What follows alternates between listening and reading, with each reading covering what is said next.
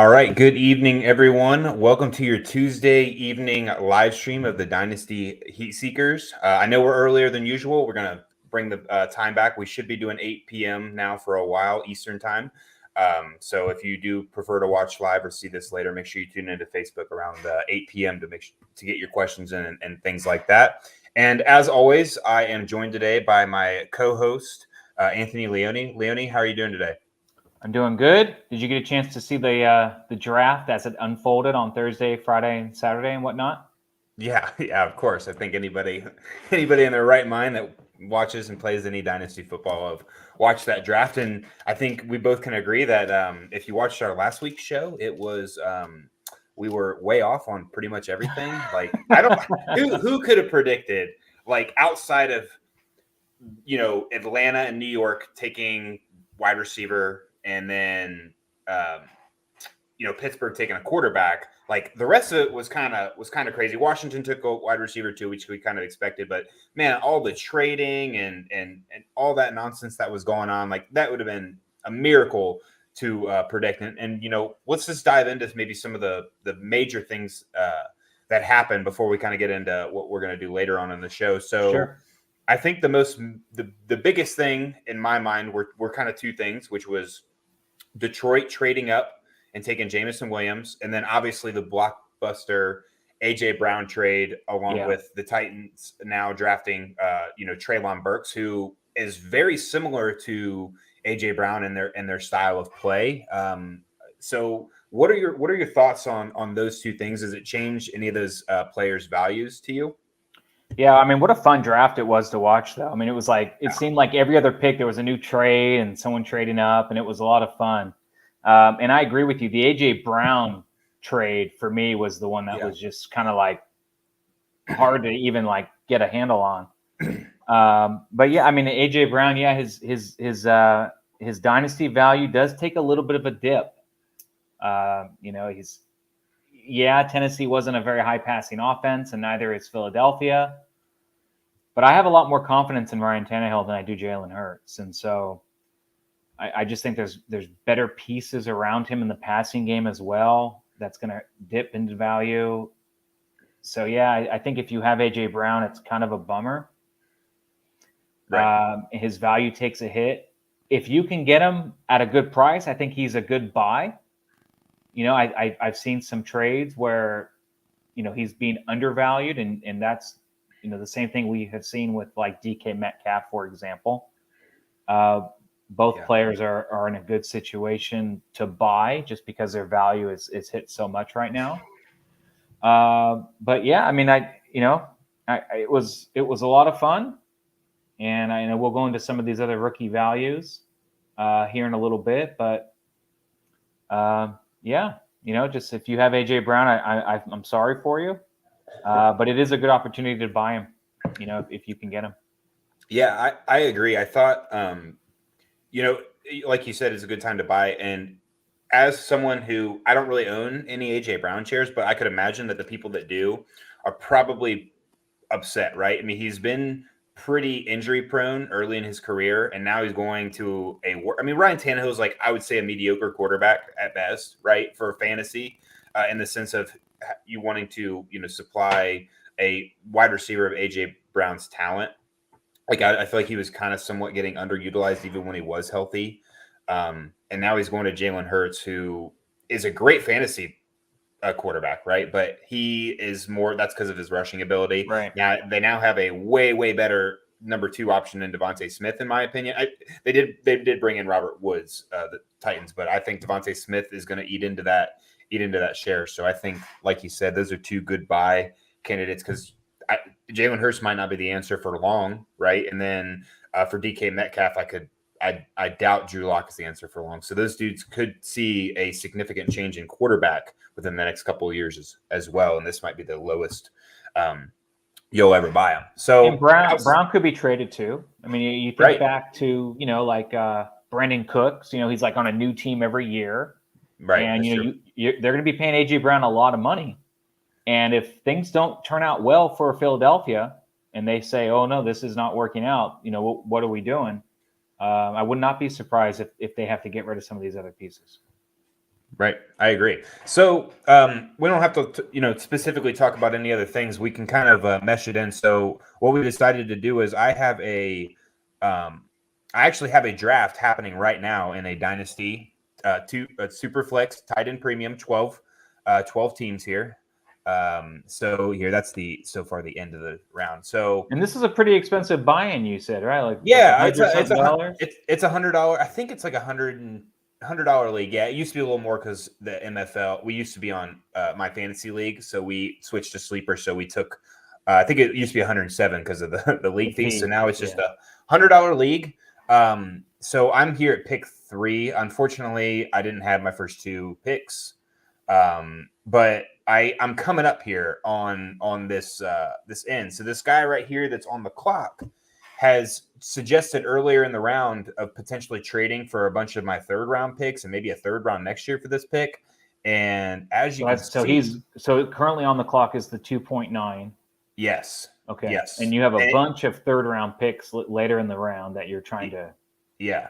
Potentially bundle and give to him for that. And Isaiah, I'm hurting at running back in this league. I'm okay at wide receiver. I could use some quarterback help, but with Isaiah Spiller there, I think his value is dropped because he landed in a spot where you would think that he's probably not going to get much action year 1, which I'm perfectly fine with as somebody who's not going to contend for the next probably year or 2. So we'll keep an eye on that. But until then, we'll kind of just start with the draft. So as you know, Leonie and I talked about it earlier, the first 6 picks are kind of chalky, right? It's guys that aren't surprising to us. And then it kind of gets a little bit different here on the back half of the first round. So we'll quickly go over the first 6 picks. So Leonie, out of these first 6 picks from Bryce Hall all the way to Treylon Burks, how would you have done it any different than what's going on, what you see here? Well, it's funny you say that because when I look at this draft board, the first thing I think of is, hey, this looks like a 1 quarterback league. Because in every Superflex league I've ever been in, rookie draft, I mean, you see quarterbacks get taken in the first 6 picks almost always, usually more than 1. Last year, 4 on average. I think it's pretty fair to say. And this is the first time I've ever seen a draft board in a Superflex league that doesn't have that feature. So I just think that that's kind of interesting and unique. At the same time, it matches my rankings. The first 6 guys I'm double checking. I think there's only 1 guy in that bunch that isn't on mine, which is Chris Olave. But otherwise, those are all really good picks. I think I have Olave at 6 as opposed to Jameson Williams. Okay. But otherwise, I don't have any gripes or complaints with this board. Bryce Hall, Kenneth Walker, Drake London, Garrett Wilson, Jamison Williams, Treylon Burks. I think those are all solid. I would not complain to anyone for them doing those picks. Prior to the draft, I had Treylon Burks as my 101, and he still remains as my 101. I think most people probably have Bryce Hall at their 101. Bryce, who's your 101 right now, and what do you think about Treylon Burks as my 101? I can't argue it, right? At one point, he was my 101. He was like, so I had wide receiver ranks at Treylon, London, Olave, but I had them all 3 like so close that a landing spot could change that. Usually, I would never say that, right? I draft talent over player, talent over landing spot. But with these 3 guys, I have them like ranked so close to equal that the landing spot could teeter it just enough. Sure. I'm probably, I think with the 101, you're seeing Bryce Hall in almost all the situations, but unless I thought that I could contend probably within 2 years, I probably would go Drake London. Like after the draft, Drake London landed in my favorite spot in the sense of I think he's going to get volume early. I know there's some concern that he doesn't create separation, but when you're 6'5" with a giant wingspan and there's no corner even close to your height and abilities, like I'm not worried about him even creating separation because his body alone, his length is his separation. So I probably would go London at the 101 or I would have traded that 101 back to someone who really wanted Breece Hall. And then I would probably go Breece, then Olave, then Burks, then Walker. But again, I think these first 6 picks for me, the only person I wouldn't have had in it was Jameson Williams as well. I would have had Olave. Right. So I agree, and we'll talk about Olave. Like you're not seeing his name right now in this little screen. I think he fell all the way to 111, which was insane to me. I mean, and so we'll go ahead and transition to it. So I thought it got kind of weird here at the 17 to 112. Right, I haven't really paid much attention to Greg 5's team. So if he maybe needed a piece to start right away and potentially make an impact, sure, Sky Moore might immediately come in and start producing fantasy points. I'm not sure that it would have been more than Olave, though. I still would have much rather had him there, or even a guy that I think that fell down here to the 201 in Christian Watson. He easily walks in on the Packers as the number 1 receiver, I would assume. Maybe Alan Lazard competes, but he's nothing special. And then you pick it at 6. So we see our first quarterback, or I'm sorry, pick it at 8, which our first quarterback's at 8, which is strange because I thought that we'd see him, and I think it depends on the draft, but I think we'll see Pickett more often than not, maybe in this first 6, because typically a team is probably needing a quarterback if they're drafting in the first half. But, in this one, we saw him drop to the 1-6, which is strange because all the mocks before the season started, I mean, Malik Willis was getting picked like early. Yeah. And that's just how much the draft changes. Like there's a difference in our knowledge and then NFL teams and what they're looking for. And then what they're looking for and how they do it then changes what we think. So what surprises you most of this second half? Obviously for me, it's Pickens and Dotson going before really all these guys going before Olave, but Pickens and Dotson I thought were a reach behind, with Olave and Christian Watson still on the board. Yeah, I mean, I agree with what you're saying about Olave just falling too far. I don't know about Christian Watson for the Packers. I don't think we need to propel him up to the first round quite yet. Sky Moore especially, it's not like he may not even see the field to start the season. I mean, it's not like the Chiefs are dying for a receiver, right? Especially with Kelsey and Hardman and these other guys that they have, getting the ball on a regular basis. So, I think Sky Moore is the biggest reach out of all these guys. I think Pickett would have made 100% more sense, and Pickett, I think, in a super flex league should be at least in consideration for the top 6, but especially when you get to that 7th pick. Mm-hmm. I find it really hard to pass on a starting quarterback. He's my 106 in Superflex leagues in my own personal rankings, and I don't understand how you could really let him slip, because when you do these drafts, you kind of have to weigh like upside, but then also like the sure thing. And when you're going to get a starting quarterback in the NFL, arguably from day one, that is as sure of a thing as there is in any of these drafts. And so I get the upside picks with Hall and London and Walker and all that. But man, once you get past kind of like those more surefire guys and you're thinking about, Sky Moore, Pickens, etc., I think that's when you just have to take the starting quarterback. That's when you do it. Yeah, I agree. I think he definitely has a chance to start week 1. It's not like Trubisky's getting paid starting quarterback money. And I scrolled down here because these are his only 2 quarterbacks. Like he doesn't have any others. Yeah. So now that I see that, you would think immediately that's a slam dunk because, I mean, Matt Ryan's probably got maybe a couple years left in him, but I mean, he is going to probably put up a significant amount more than he did last year fantasy wise with better options in Indianapolis. But they run through the run game, right? It's not like he's going to be in Atlanta where he's throwing 40 times a game. He's probably throwing around 30. And let's say Greg just thinks he knows everything and he knows Pickett isn't going to be very good. Let's just say he thinks Pickett won't be good. That's why he passed on him. Pickett is worth more in a Superflex league than Sky Moore is right now. I agree. So, I mean, why not say, hey, to the guy behind you, hey, you want to trade up? You know he's not going to take Sky Moore. And so, it seems like a wasted opportunity. It's a huge reach, in my opinion. I don't really have an issue after Pickett's off the board. I don't really have an issue with any of the other picks afterwards, although I do think, as I said before, Olave slipped a little bit too far.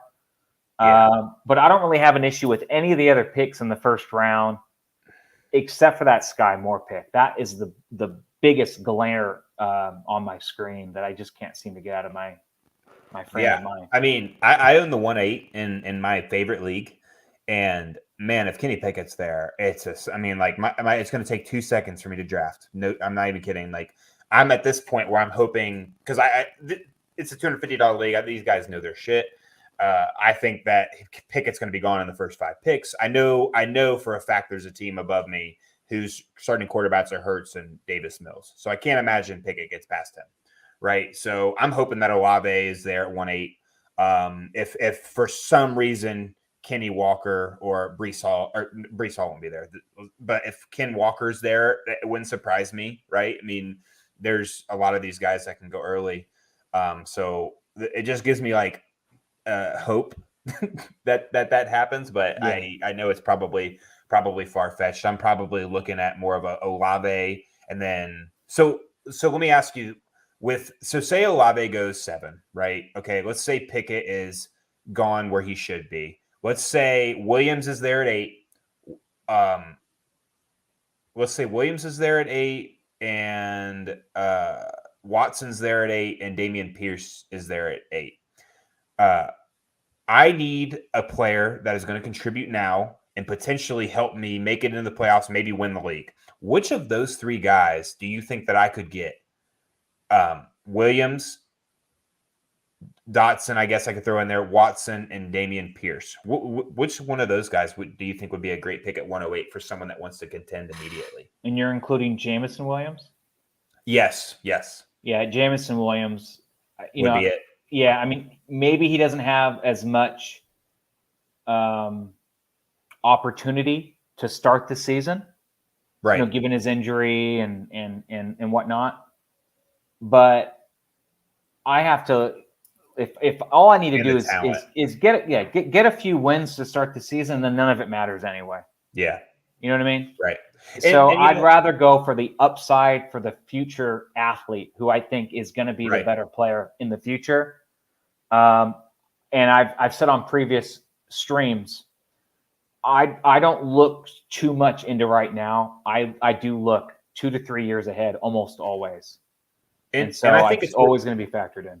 Yeah, and I think it's worth noting, like, I brought that up just out of my own curiosity, but I think it like goes to a good point in the sense of, even if I did take Jameson, like, say I passed on him and I thought, you know what, I think I really need the wins right away. I'm going to go Christian Watson, right? And I take him. And, Christian Watkins is okay. He does good, but he's like a wide receiver 2 flex. And I passed on Jameson Williams, and Jameson Williams comes in and he immediately is like a factor, right? He's putting up 12 plus points weekly, like that's his minimum.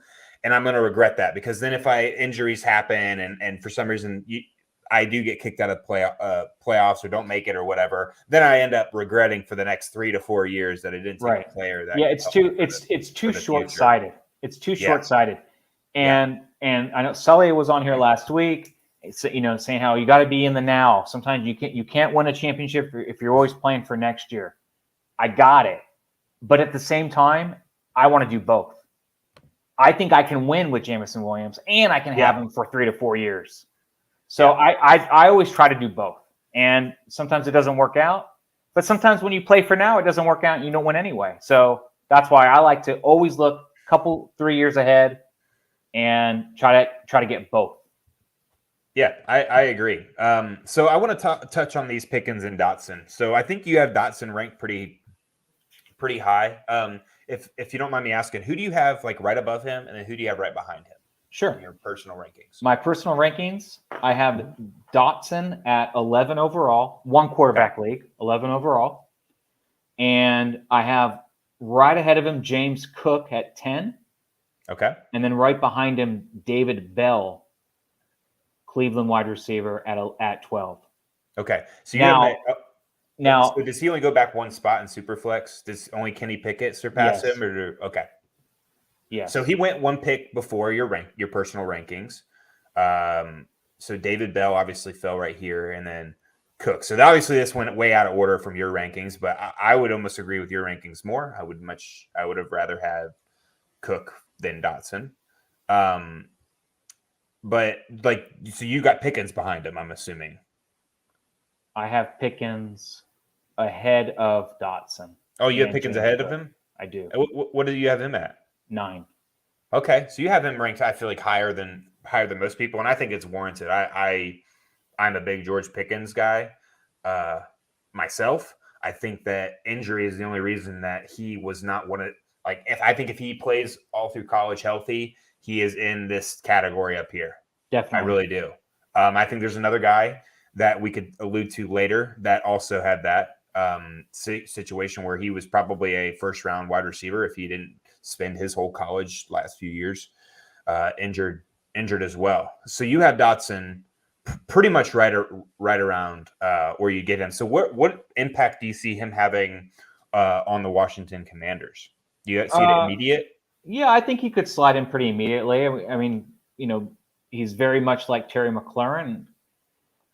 I think Wentz is an upgrade at quarterback. Maybe not much, but it's a little bit of an upgrade. Right. And so, yeah, I think they'll be involved. I think the offense will be better than people, think they're going to be. Yeah. I think Wentz also kind of has he played for the Eagles and he was pretty successful until he got injured and then was horrible after. But if you really think about his career, he has never had like 2 weapons ever. Right. Really.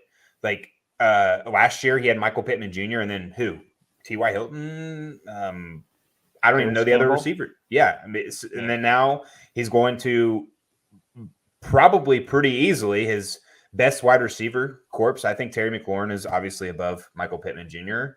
Dotson, I think, could easily slide in as a good weapon. Logan Thomas, Gibson, all guys that can catch the ball. I wouldn't surprise. Yeah, McKissick. I wouldn't surprise me to see Carson Wentz's best year statistically, fantasy wise. I think at this point, he could make a big jump because he's always been able to support a wide receiver, right? Like Michael Pittman Jr. had a great year last year. I think all the owners were more than happy. You felt comfortable putting him in your lineup every week unless he had a bad matchup. Like he was a guy that you could steer clear based on matchup, I think, if you had better options. Where Terry McLaurin, I think, is a guy that now is a weekly starter, for me at least, unless you are really deep. So I'm also hoping that Jahan Dotson could alleviate some of that pressure off of McLaurin because it's not like defenses had to worry about anything else. So I was just curious of what that is. Now, Pickens, where do you see him sliding at? Because I think this landing spot is like Pittsburgh always drafts great wide receivers, right? I mean, guys that are successful in the NFL. Claypool isn't turning out to be I'm holding out hope as a person that owns him in some leagues. I think he's got the tools, but I'm not sure if he's there mentally for everything. Do you think Pickens surpasses him this season, or what are your thoughts on Pickens? Yeah, I mean, I think it kind of a lot of it comes down to the quarterback play, and a lot of that's kind of to be determined. Right. I would not anticipate a big season for Pickens. That is, I mean, I have him ranked, in the top 10. Not really for this year. I don't know if he's going to be that big of an impact this year, but I think, looking down the line, he could certainly develop into a better player. And that's why I have him higher. He's obviously going to need to get better quarterback play. Maybe it's with Pickett, maybe not, but I still think the talent is there, and he's only sliding down boards, like you said, because of his injury history. And or I guess recent injury history. Right. And so I just think, take the talent. Yeah. I think that this person here got him at a fair spot. I would have taken Olave over Pickens. Right. But He might be a otherwise, Pittsburgh fan. Like, I understand the situation. It's not like either guy has a sure thing at quarterback for the near future. So yeah, yeah, but Pickens, like if you watch his tape, like he's amazing. Like you would I have agree. thought that he would have been a top 5 guy. An injury, plagued him. And like you're a Niners fan. You see how people looked at Debo coming out of the draft, a guy that might not be as valuable because he can't stay healthy, and now he's a Right. top 5 dynasty asset. If arguably, I probably put him at personally number 3 at wide receiver, behind Chase and Jefferson for me, at least, just based on age and his ability. But Pickens could be a guy that gets a lot of value. I thought before the draft we were seeing him slide like in the early mid-second, and now after landing at Pittsburgh and people knowing Pittsburgh's wide receiver success as for the last decade, it kind of bumped him up from it is bumping up his value a little bit. I had him in the same spot prior to the draft, but I have him there right now for the same reason, like we said. But had Pickens had gone to the Jets, for example, we wouldn't see him like as high as Garrett Wilson is on the what I mean? Like not. He wouldn't have gone, he would have fallen back into the low seconds that would have happened. Yeah. I think it's crazy that like Olave and Wilson are so, like, people value them so wide, because Olave and Wilson were almost statistically even at Ohio State their last year. And Olave just didn't have the connection with Stroud that Wilson, obviously Jackson Smith and Jigba blew both of them out of the water. But outside of them, like Olave with Fields was way better than Wilson was. So I think that's, and I that's why I personally have Olave ranked as my number 2 wide receiver right now. Like I would have took him probably 3 overall. Like it would have been, 3 overall. It would probably have been Bryce or London, depending on my situation, and then it would have been Olave for me at 3. Like if I had this pick, I would have took London here, but if it went my way, it would have been Bryce or London, and then Olave for me. So yeah. So and it's also good to mention, like, you would never see this much blue, like this much blues the wide receivers if there were decent running backs and even remotely decent quarterbacks in a normal draft. Like next year, you're not going to see over half of the first round as wide receivers. Like it's just so crazy to me, because in reality, we'd probably only see maybe 4 or 5. Like if these wide receivers were in last year's draft class, like maybe 3 of them would have went in the first round, right? Maybe. And this draft you're in here, I mean, it looks like a 1 quarterback league. I mean, you wouldn't see 2 quarterbacks. Yeah. You wouldn't think 2, but it always happens. It happened in all my leagues last year. Teams always take, the best quarterback available in the second round. I mean, it doesn't work in my rankings. I don't have it that way, but it always happens in these drafts. So, yeah. Yeah. All right. So let's dive into this early second. So, I think it's Ricard. So we'll just say White, Rashid, Pierce, yeah. Rashid. But Rashid actually, White. if you don't mind going back to the last pick of the first round, James Cook. Oh, Cook. Yeah, you want to talk about him? Go ahead. Yeah. So I think most people are going to take Cook ahead of Spiller, just as what happened in this draft here. I like Spiller more myself, pre-draft and post-draft. I know the situation isn't as good as Buffalo. In Buffalo, Cook could be the RB1. He could be a 3-down back. I got it. But I also don't really value him as much as a talented athlete as Spiller. I think Spiller, again, he's behind Eckler in LA. And it doesn't matter. Eckler's 27 years old. Do we really think Eckler is going to be at the top of his game for the next 2-3 years? I don't think history would tell us he's not. So, could Cook lose out the job in the preseason to Singletary and kind of fill in here and there? Very possible. I like Cook, but there's no chance I'd take him ahead of Spiller. Cook is going to be in the first round in I think most leagues. Just like your league here, I think you're going to have Breece Hall, Kenneth Walker, and then somewhere in the first, especially if it's not a super flex, Cook is going to be in the mix in those next 5-6 picks. And I'm almost positive Spiller is going to fall, and I think he's the best value that I've seen so far in all the rankings, everything I've seen post draft. Spiller is a guy to target.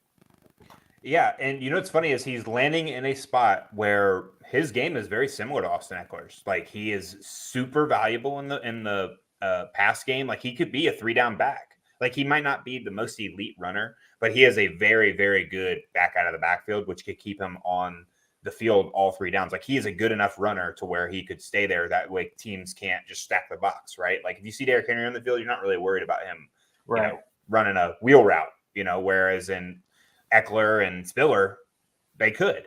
I think, I was going to try and be a devil's advocate, but as you can see, the owner of this team traded his first, and it went to a guy named Spunky Nuggets, who is the second overall pick. And he's obviously loading up. He has a lot of draft capital. I mean, he has Walker, White, Pickens, Dotson, and now Cook. And let's take I'm going to look at his team, right? Because, when you're taking a guy like Cook over Spiller, you would think that he has a better path to be on a team to maybe produce right away. Whereas like Spiller, if you're taking him, you don't mind if he doesn't. While. Yeah, you might not care if he doesn't do much this year. You can sit on your taxi squad and you can just hope he pans out. And it's also good to mention that Devin Singletary ended the year on a strong note last year, and he played pretty well in the playoffs. Like, it's not like Cook's going to walk in there and immediately take that starting job. I think Singletary maybe got some trust from the coaches and the team to be able to hold on to his job. So this guy is kind of hurting. I mean, he's kind of hurting everywhere. You got Tannehill, Cousins, Carr. He's good at quarterback. He's all right at quarterback. And then we got Elliott, Etienne, and that's it pretty much. Yeah. Yeah. So taking 3 running backs within the first 14 picks is absolutely fine. I just would have wanted Spiller to be one of them. I for sure would have took him over Spiller over White. Definitely. No doubt. Like, Tom Brady's not going to be there for much longer. Leonard Fournette's still there. Keyshawn Vaughn had his moments last year. Like, I imagine he goes on the team as the number 3. He's hurting at wide receiver pretty bad too. I mean, he did have the second pick, to be fair. Yeah, so he could pretty much take anywhere, and you couldn't argue it, right? So yeah, and I don't like his follow-up pick either in the second round at 2.7. I think he has the 2.7. Oh yeah. So he passed on Spiller 3 times, and he like reached for Trey McBride. I mean, I think you said before this is a tight end premium league, but it is. I mean, even still, I mean, yeah, McBride is such a dart throw. There's just so many There's no exciting players, entire class really. And yeah, even Ritter. I mean, it's a super flex. I mean, Ritter, you're passing on Spiller, Ritter. I mean, it's like he's going for a tight end dart throw just because. I mean, and he already has Irv Smith on his team too. So I don't know what he's doing here. Yeah. I mean, I was considering reaching for Trey McBride if he got to the later 2 where I have these picks. Sure. But I would have just still passed on him based on value alone, right? Like, I don't have the luxury of passing on guys that I think could gain a significant amount more value. Very quickly, too. Yeah. And McBride won't. With Ertz, tight ends do not have big. Even Kyle Pitts did not have a big rookie season. So now you're going to expect McBride to have a big rookie season? I mean, come on. It's not going to happen. I mean, Pitts had a good year, but he got overhyped, so it didn't seem as great. Like, he had 1,000 yards. That's a pretty good year. I mean, but like a guy like Ritter could immediately, like, he could be starting by week 4, honestly. And a starting quarterback over a rookie tight end, like, dude, you're a kid. Yeah. You could have gotten McBride and maybe a next year's first. Yeah. You know what I mean? Just, So it's like, it's just, yeah. at some point, draft and provide. I love it being in the draft. It's great. Like, Yeah, it's great for you. It's like another. I'm not mad about it, but we're just trying to point out things we disagree with and watch Trey McBride be the next Travis Kelce and we look like idiots. Like, we don't know. No. Right. So, to go back, my favorite pick in this round, I like Christian Watson, but I like John Mechie for Houston here at the 2-4. Like, this guy is getting overlooked way more than he should. I know that he wasn't the best best wide receiver on the team with Jameson Williams there, but John Mechie is no joke. This guy is smart. He doesn't have like the giant big playability, I would say, but he seems like a good football player that can immediately make an impact on a team. And he's landing at Houston, right? Like, you got Brandon Cooks there for now. Like, it wouldn't surprise us if he got traded before the season. But I'm going to say they keep him. And John Mechie easily slides in as their number 2. I can't even name their number 2 wide receiver right now. That's how insignificant. I'm not a Houston fan, and they have little to no fantasy value on their team outside of Brandon Cooks last year. So Mechie probably comes in as a starter when he gets healthy, because again, he and Williams both tore their ACL. I'm not sure in what. Mechie tore it in the semifinals, I believe, and then then Williams tore it in the championship game. Right? Mm-hmm. So we're probably not going to see either of these guys until the first quarter of the season, roughly, I would say. But I would have probably took him. Would you have taken Mechie above Watson? Is what I'm going to try and ask. Would you have taken him above him? You would have? Definitely, yeah. I have Mechie as my 202 or 14th overall in one quarterback leagues, and I have Watson as my 206. Okay. So he's 18th overall. Okay. So, but ahead of both these guys is David Bell, who went after both these guys. Okay. Yeah. A great landing spot for David Bell. Okay. Real quick though. So last week you did say, I could pull it up. Please. Whoever lands on Green Bay, their value shoots up. Yes. Yeah. Yeah. Those are the words that came out of your mouth. Yeah. So where was Christian Watson before in your old rankings, if you still have him, and where is he now? See if we can get it on here. Yeah. Right there. NR. Not ranked. Not ranked.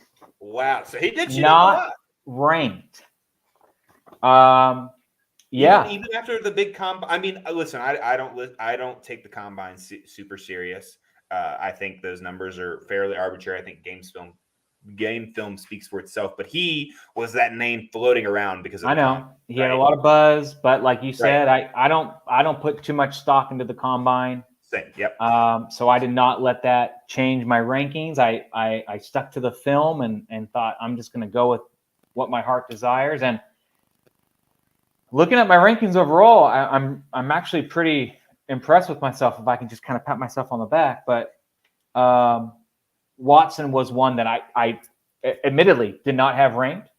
I was shocked that he got drafted so high, and he was by far the biggest riser.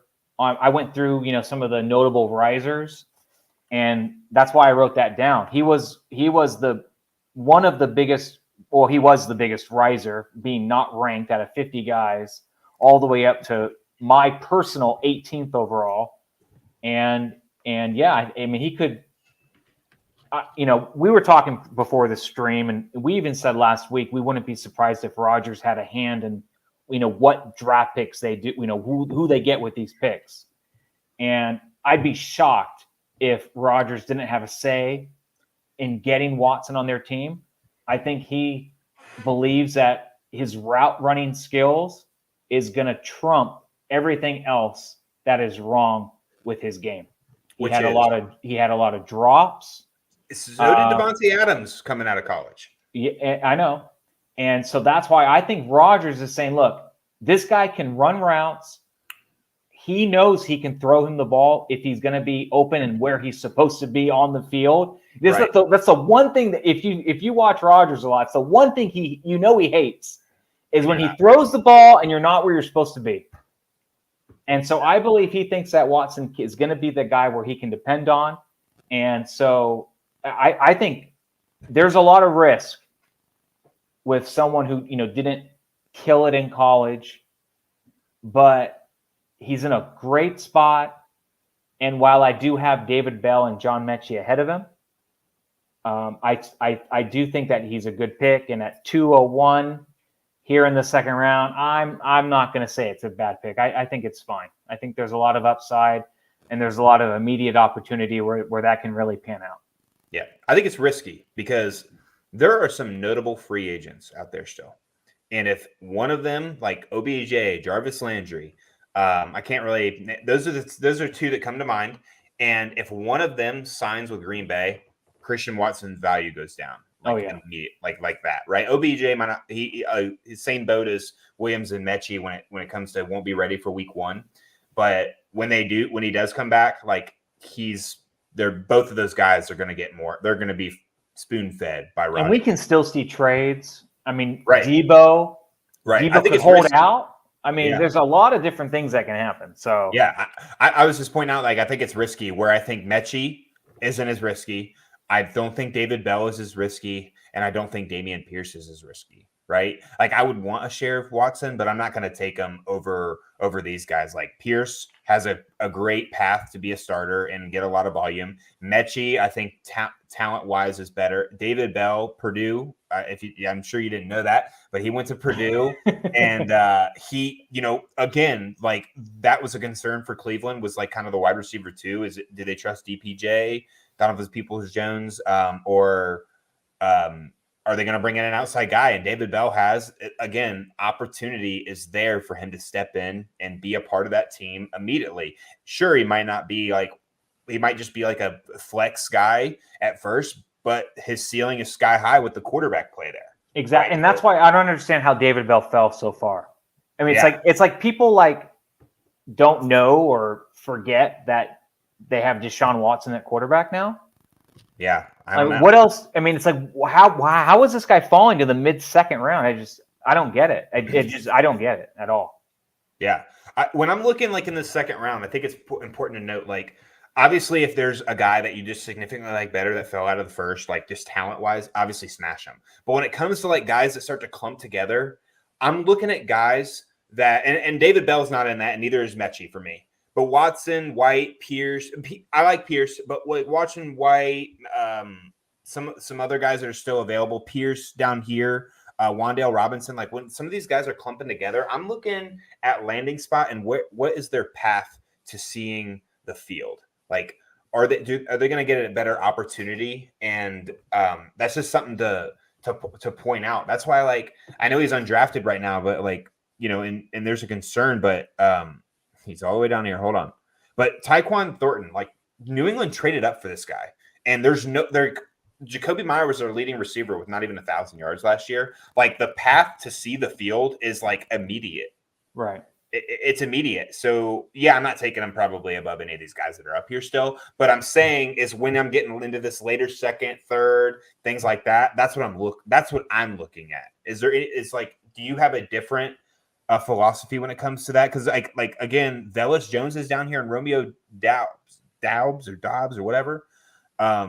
Like, are you looking at opportunity, or are you still looking at just talent overall in situations like that when you get into these later second, third round guys? Yeah, I think it depends. I mean, if we're at the end of a draft, third round, and I'm kind of that's when I just go for opportunity, because most of the high upside guys are gone by that point anyway. Right. So you might as well go for someone who might see the field early in the season that you could immediately trade. That's usually how I go about those. I don't like to get guys like Noah Fant not Noah Fant. Who was the guy? Noah Gray of Kansas City, the tight end. He was a guy that, I mean, I liked him, and could he eventually become something? Yeah. But I'm not going to waste a third round pick on a guy just because that he might be something in 3-4 years from now. I need a little bit more of an immediate upside or someone who's going to see the field now. And so, yeah, when you get toward the end of the draft like that, I'm going to mostly take guys that I think have a better opportunity to see the field, as opposed to someone who I think could be, really good 3 years out. Because I always think that I can probably get them next year in their second year a lot cheaper than even having to pay for a pick now. Right. So I don't want to lose that opportunity to get a nice, quick return on that investment. Yeah. Okay. So now we're seeing the second and third quarterback go here in the mid-second, which is insane. Like, we're probably not going to see this for a while, right? And Malik This Willis. is a $100 league, right? Yeah. Man. Yeah. This is crazy. So is Malik Willis in the first for you still? No. Okay. No, I think I have Malik Willis as my 201. Okay. So first pick of the second round. Right. So he could go for late first, and you'd just be like, okay, that makes sense. Yeah, makes sense. What about Ritter? Ritter too. I have Ritter a couple spots after him. Okay. And then immediately after Ritter, I have Matt Corral. Because it's super flex, guys. If any one of these guys become a quarterback, like a starting quarterback, they blow all these other guys out of the water, like immediately. Like it's like Justin Herbert. I mean, it's like Justin Herbert. Yeah, I guess maybe in this draft class would have been compared more to Pickett, but even still, like.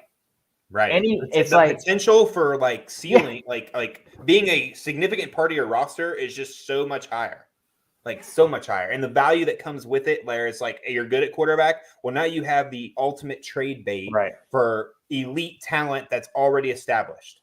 Right. So, and they don't even have to be good for very long. I mean, as long as it looks like they're going to have the starting job for a while, it's like their value instantly just dramatically increases. Right. And so, yeah, it's just, I'm surprised, not really surprised to see Willis fall to the mid-second, but especially Ritter, he dipped quite a bit. I mean, Pierce and McBride especially, it's like I don't really understand how you can let it. I mean, Ritter is likely going to start this year, right? I mean, do we really think Mariota is going to be the starting quarterback for this season? It wouldn't surprise me, right? I mean, Mariota. He could, right? And it wouldn't surprise me, but the path is there for Ritter. Like, I don't think Mariota is the long-term option. Like, he obviously, I mean, it's not like he was in a position to become the starter over Derek Carr, because Derek Carr is more than capable of being a pretty good starting quarterback in the NFL. I'm not sure he's a championship level quarterback, but he's a franchise guy, right? Where Ritter now is in Atlanta. I will say that a lot of these quarterbacks landed in great spots. Like Malik Willis landed in still a pretty good spot, because I think that the death of him would have been to go to a team where he would have had to start right away. I think his career wouldn't have went at all. Where now I think he's got a better chance of sitting behind someone. And I will mention, like, people are mentioning that Ryan Tannehill said it's not my job to mentor him. Don't take don't take ESPN's words and twist. That's all propaganda or whatever. Probably a little out of context. Yeah. So if you watch the interview, he's just like, they're like, are you going to mentor him? He's like, well, I mean, we're doing all the same drills. We're watching the same film. We're competing. It's not my job to mentor him. Like, Ryan Tannehill is being paid to play football. Right. He's not being paid to be a teacher. So I understand what he's saying. And he also didn't say he's going to like sabotage him. He said, no, look, I hope he picks some things up along the way. I mean, this is football. Let's have fun. But he's there to compete. He's there to do well. That's his team. What do you expect him to do? Yeah, it's not. I think he's just saying he's not going to go out of his way. Right. I agree. And I think that the same thing happened with Big Ben. They did the same thing with him. Right. So, but I think it's a great landing spot. I like the coaching. It's a team that is going to focus on running the ball, which opens up so much more for the quarterbacks. Right. Ritter landed in Atlanta. He could see a starting job this upcoming year. He's got a great young tight end, now a great young wide receiver. If Calvin Ridley's there next year, that could be a really interesting team next year when it comes to fantasy football. Pickett, of course. And then guys that are undrafted still in this draft are Matt Corral and Sam Howell. Corral to Carolina, Howell to Washington. Guys that landed in spots that would not surprise us if they started this year or next. So it's like, I think the second round should be almost all red. Personally, Yeah. I think it should be like literally Willis. I have Corral ranked a little bit above Ritter. I would have Willis, Corral, Ritter, Howell almost back to back personally. But and again, and it's from what you alluded to earlier. Like if one of those guys gets a starting job, like they're worth multiple first immediately, Right. more than likely. So let me ask you, what are your rankings of those four guys? Willis, Ritter, Corral, Howell. In the order you just said. That exact order. Okay. Willis, So you have Ritter above him. Okay, Corral. I have Ritter. Okay. I have Ritter one spot above Corral. Okay. That But, and I can't. And I can really. I was actually thinking earlier today, like, do I kind of like Corral more, Ritter more? It's like, no, I'll just default to my tape. Don't let the. I mean, they're very similar spots in a way. Yeah. So it's like, I'm just gonna go with my my pre-draft judgment on those guys. But they're back to back. You could flip them anyway. I wouldn't have a complaint. And with Willis, even though I have Willis a couple spots ahead of both of those guys, same thing. I mean, we're really splitting hairs here. As long as one of them is available and everyone else better than them is taken already, you got to take a quarterback in that spot. You can't take McBride as an example. I mean, I don't want to dog on our boy Spunky anymore, but you can't do that.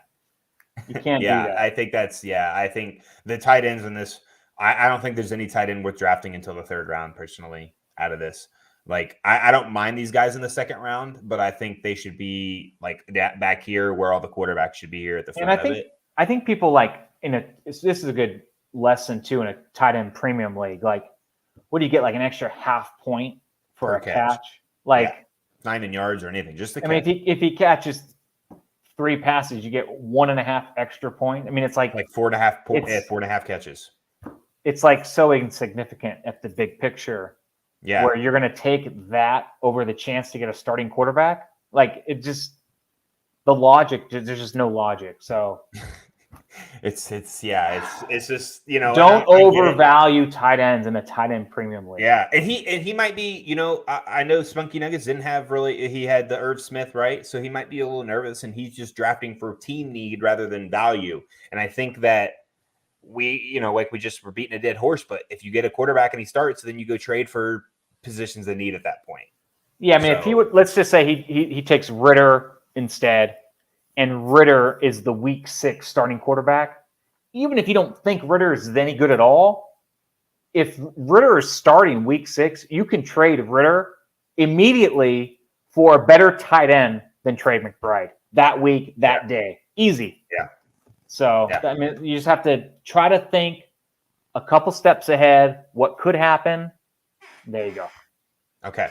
We got a couple more minutes, so we'll just talk about what's left, right? So I have 2 of the next 4 picks, potentially going to get this 9th pick.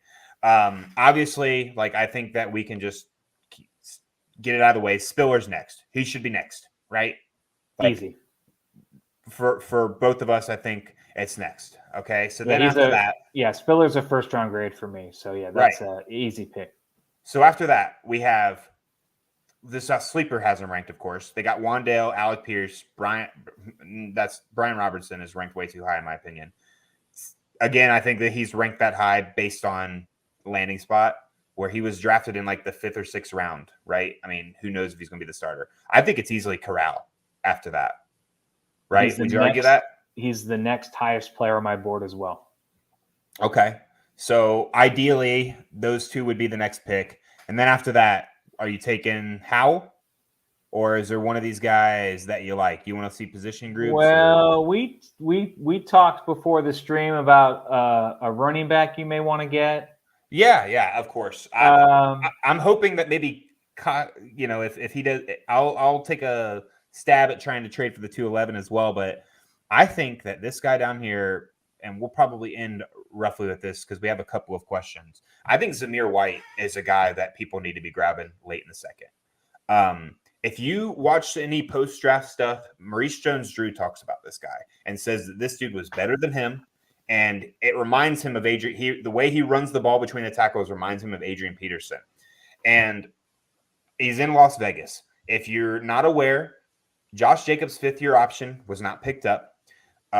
Josh McDaniels is there. Josh McDaniels came from New England, who ran the offense. I'm sure he had majority of the say with Brady when it came to personnel.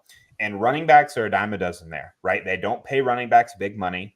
And so Josh Jacobs is more than likely not going to get re-signed. And Zamir White could walk in next year. Now, if you get a late second and you get a starting running back from a team that runs the football first with Zamir White, I think that this might be one of the steals in the second round personally. So I'm hoping that he falls to the 212.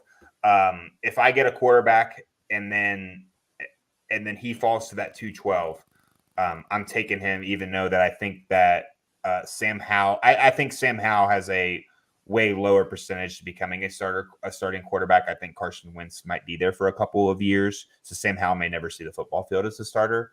So I'll take that risk in taking a guy like Zamir White. What would you do in that situation? Would you still stick with Howell? I'm 100% on board with your plan. Okay. 100%. I think that, I mean, I have Zamir White in a one quarterback 16th overall in my personal rankings. Wow. Okay. So you have early second-ish kind of. Prior to the draft, he went up a little bit, I think. I had him. Yeah, he was like in the 20s, I want to say. Yeah, I think he's getting overlooked a lot because the path to being productive, like on the field a lot immediately, is low. But I still wouldn't even say that. Like, if McDaniels comes there and he's like, we're going to run this like I always have, and there's going to be multiple running backs involved, like Josh Jacobs' touches might go down, and Zamir White might immediately be like a solid guy that comes in and gets maybe 5 to 10 carries a game and sees what he has. And if he makes good of that opportunity, he could be a valuable asset next year. And it's not out of the realm of possibility that he even performs better than Josh Jacobs this year. It's not like Josh Jacobs has been anything close to like Jonathan Taylor or anything like that. So right. It's not out of the realm of possibility. Now, I don't think it's going to necessarily happen. I'm just saying I would not be shocked if it did happen. Yeah. All right. So that kind of sums it up for me. Did you have any last things to mention? No, I love this draft. If you have an opening, I I might be starting. I might be starting a little super flex with some friends and stuff. I might need some people to fill in a little $50 one, but with that being said, we'll go ahead and say goodbye to all these people. Thank you for watching. Go like and subscribe the YouTube channel, join our Facebook page, Roto Heat Dynasty Fantasy Football, and really thanks for watching. Lanny, did you have anything? No, that's all. Say? No, that's all. Thank you. It was a good show, and thank you very much. All right. So now we have some questions.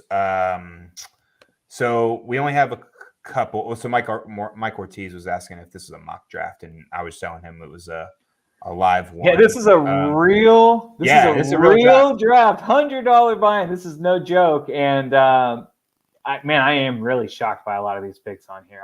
I'll be honest. So we had only one question. So Garrett Wilson and Scary Terry or CD. So two for one. Ooh. Interesting. That's a very interesting trade. I'm going to go with CeeDee Lamb. I agree. I like McLaurin, but he's never going to be as good as CeeDee Lamb.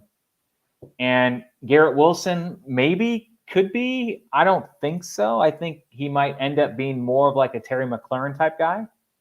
And if I can get someone like CeeDee Lamb, who has the potential to be, the top wide receiver any given year, with Chase or Jefferson or any of these other guys like that, I'm going to go for the top tier talent over the two other guys that are probably at best wide receiver 2s, 3s. Yeah, I think that I agree in that. But I don't hate this trade. I think it could be a win-win, right? Whereas if someone needs like multiple pieces that are still younger. Like McLaurin is not significantly older than CD. Wilson's obviously a rookie now. But CD is a guy that has top 5 potential when it comes to dynasty. If any, he might be in my number 5 dynasty wide receiver, and that's probably high compared to most people. But now with Amari Cooper gone, like CD Lamb might see 12 targets a game at minimum. Like it's him and Michael Gallup, and I think they drafted Jalen Tolbert or Tolbert. Yeah. So CD Lamb, like, is a guy, like, once he catches the ball, that's like his biggest problem is catching it, right? Once he catches it, it's at that point he's arguably the best after the catch. Right. So you want that guy that has the top five talent. So I'm probably going CD Lamb in a value, but a vacuum. But I don't hate getting a 2-for-1 if you're really hurting and maybe, because McLaurin could still help you. Like, and then if you're wanting to compete in like 2 years, like McLaurin could still be up there as a very viable high-end wide receiver 2, potentially a wide receiver 1. He has that ceiling. And then Garrett Wilson, if he lives up to the hype, you could have gotten a nice deal there. So I agree with you. Oh, CXK is still in here. Sorry, CXK. The reason we say goodbye is because we condense the first like 55 minutes to an hour into like a podcast. That way, the people listening to the podcast don't have to like listen to us answer questions they can't see. And then talk to people. Yeah. Yeah. That's why we like just kind of address the chat after. So we appreciate you staying in here. Antonio Gibson and 2 2023 first. Wow. Or Najee. I have Najee. My other running backs are Swift, Etienne, and Rojo. Okay, so Swift and Etienne. I'm going to count Rojo. No, you're good. You don't have to say sorry about that, man. I should have put it in that when I messaged you earlier. Man, this is so the value is on the Gibson and pick side. Yeah. I know the value is on that side. Let me ask you, can you compete this year? Like, do you feel comfortable that you could win this year? Like, I know, like, Najee's a guy, if you can win this year and you've got these 2 running backs with Swift and Najee, and if Etienne's decent, could you potentially also win the next year? Because it's not like Najee or Swift are guys that you need to win now and that's it. Like, they could help you win now, next year, and the year after, right? So I guess it'd be good to see, like, are you a contender? Because if not, I mean, that's a heck of a haul. Like, even Najee for 2 2023 first is a decent trade in all reality. Yeah, I mean, the value is on the Gibson and pick side. I agree with your question. I think that's a fair question to ask. I'm not convinced Najee Harris is going to have as good of a year as he had last year. I don't think the offense is going to be as good without Roethlisberger. I know Roethlisberger. They were bad last year. I know, but Roethlisberger, even in his late stage of his career, I think is going to be better than Pickett as a rookie or think so. I don't Trubisky. know. I think Pickett could come in immediately and be just as good as Roethlisberger just was like this last year. My concern, I think kind of to go off what you're saying is Najee's involvement because of Roethlisberger, especially in the pass game, or is it because of the coach? That is a concern I have. I think Roethlisberger leaned on him, and I don't think we're going to see that with Trubisky, who is more mobile. Holy Lord, man. Look at this dude's wide receivers. Lamb, DK, London, Judy, Waddle, Tony, Lance, T-Law, Tua. He's super weak at tight end. So he's rebuilding at tight end. Man, that's a compete now team. Yeah, see, this is what I'm talking about when I go like I want to look 2 to 3 years in the future, but also could win right now. Like this is exactly what I'm talking about. This is your dream team for I'm good now and I'm good for next 3 years. And that's how I build my team. So great job, CXK. This is like heaven on a platter for me right here. So he just needs a tight end. Like you could probably get one pretty cheap. Like I would look to shop a guy like Rondale or Elijah and see if you can get like maybe like a Fant. I like Noah Fant personally. I think that he'll do better than he did last year with Drew Lock. I think Drew Lock likes him utilizes him more than Teddy Bridgewater will. I would take the trade too. I would trade away Najee Harris. I replace him with Antonio Gibson, who's a step down, but not by too much, in my opinion. And then you get those extra firsts on top. You still can win now, and you set yourself up for a beautiful future. And you set yourself up for if you face any turmoil in the future in this season, where now you have 3 picks in the first, and so many young players. You could trade for a winning piece and still have a ton of youth. Yeah, I think I'm gonna take the value with all this you have here. I mean, you have Lamb, top 5 dynasty in my opinion. DK, a top 7 dynasty asset in my opinion. Waddle, a top 7 dynasty asset in my opinion. Jeesh. London, Tony, I think will be good. Judy might have a top 10 wide receiver season. Like, this team could be a very, very big problem. He also got Pickett in the draft too. Sheesh. His whole team is like 25 and under. Yeah, I love it. Yeah. I love it. Yeah, this is a good team. Yeah, I think we're both on the same board that we would take that trade. I won from watching Roto Heat, to be honest. Thanks for all you guys do. Yeah, must be watching you all the time, Leone, right? I like it for you guys too. CXK's been here around forever for a while. Yeah. And I'm consistent with my advice. Yeah. It annoys some people for sure. And some people don't agree with it, which is fine. Everyone does their own thing, but I found success with it, and I know everyone else can too. Yeah, I mean, I can honestly say that I did the same thing. Like, for example, like for I lack depth. Like, I wish I had that depth. I'm just gonna put his roster back up here. I wish I had that depth, but I have a team where my running backs were like, Zeke was my oldest running back, and this has started at 2 years ago, and he was still my oldest running back. And like, I had all these young assets and kept with the young assets, and I finished 8th, which is pretty good. But my team just got even younger. So with this upcoming draft, so it's like, hopefully they still keep molding into their own. And some of these guys aren't even in their prime yet. And because like Lamb, I think his best years to come.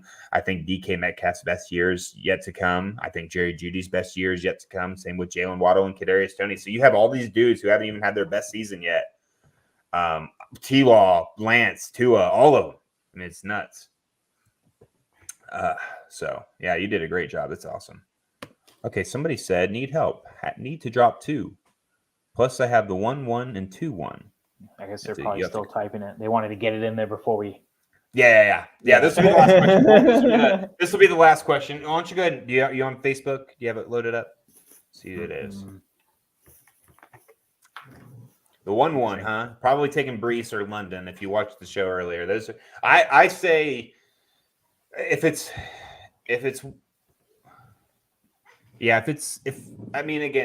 I'm not contending anytime soon, I struggle taking Breece Hall, but like, his value is so high that I would almost just like look to trade back, right? Like, I almost would want London more, but I know that Breece is a higher value, so it's like that's when I look to trade back in situations like that.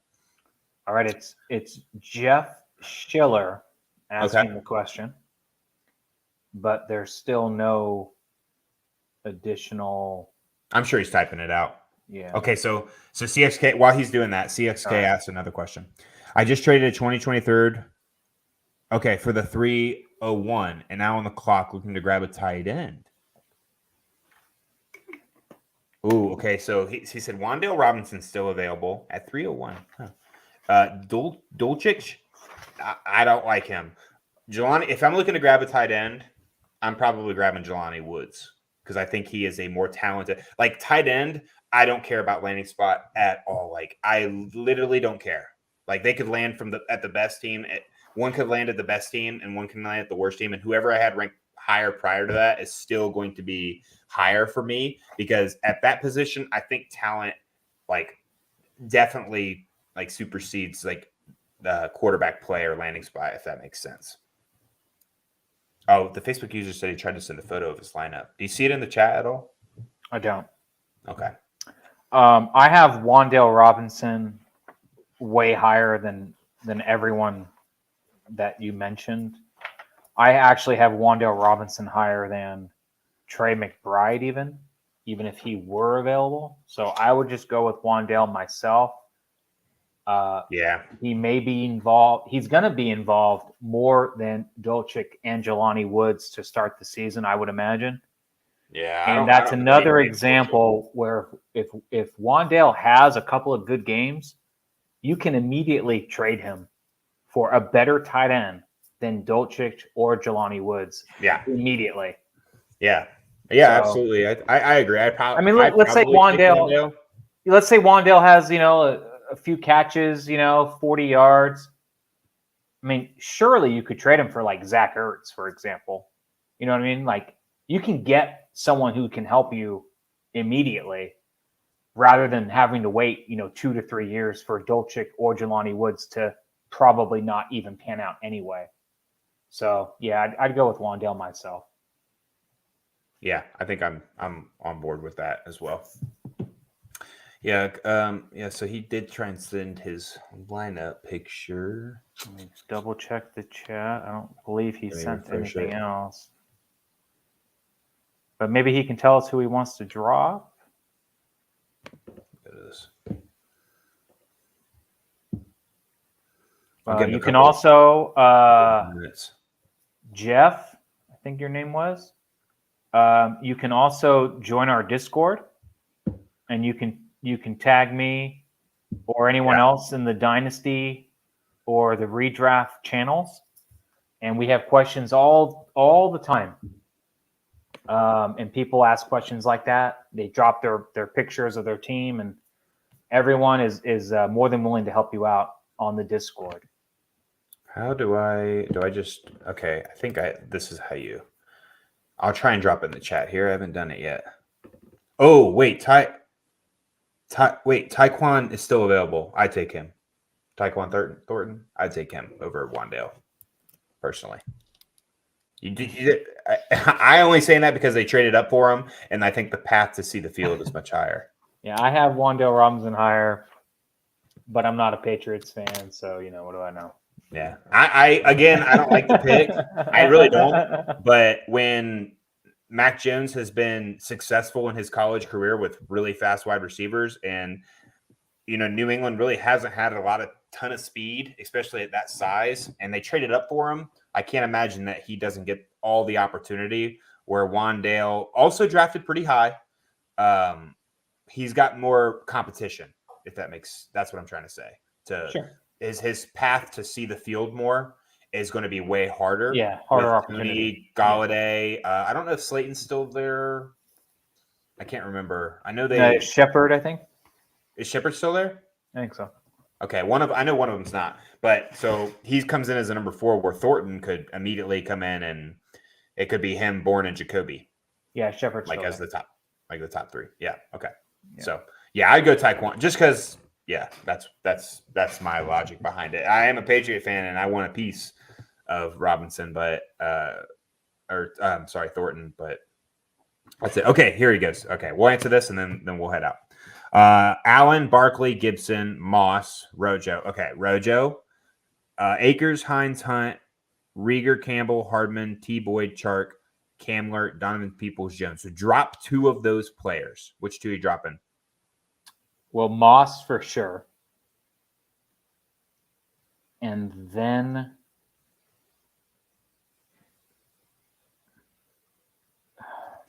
it's either Ronald Jones or he says Waller knocks into Joe. I guess that's KJ Hamler. Is that who Kamler is?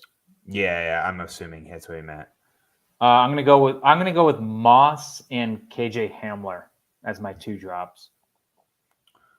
Rojo just ended up with the Chiefs, right? Yeah, he said, that was a KJ Hamler. I'm dropping Rojo and Moss, and I'm taking Breece Hall, number 1, with that. That's what I'm doing. Yeah, Ronald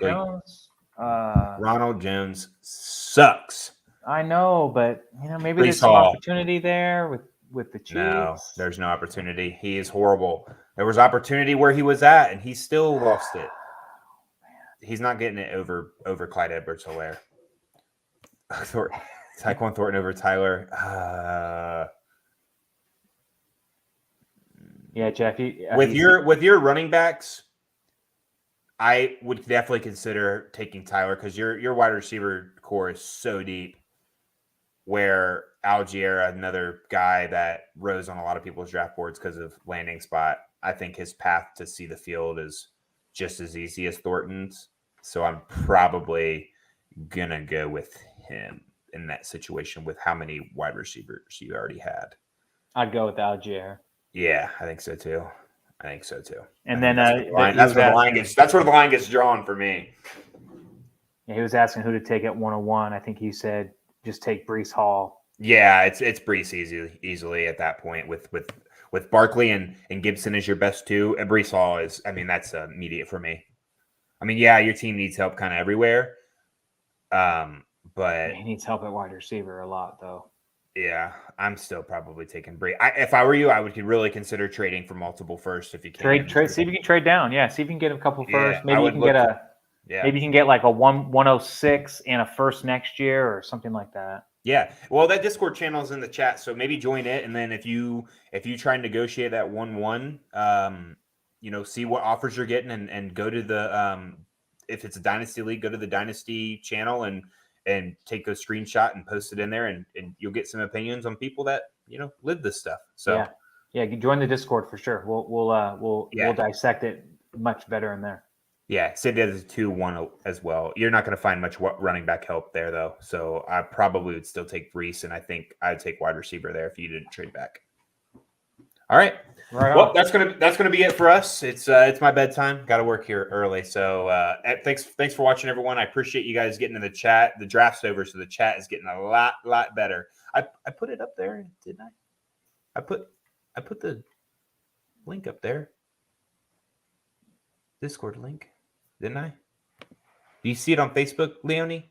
I'm not on there anymore, but I can join. I'll put it again just to see. But you said you put it on the YouTube one? Yeah, I don't see it on the Facebook one. I put it in this chat in here, and usually it immediately goes to it.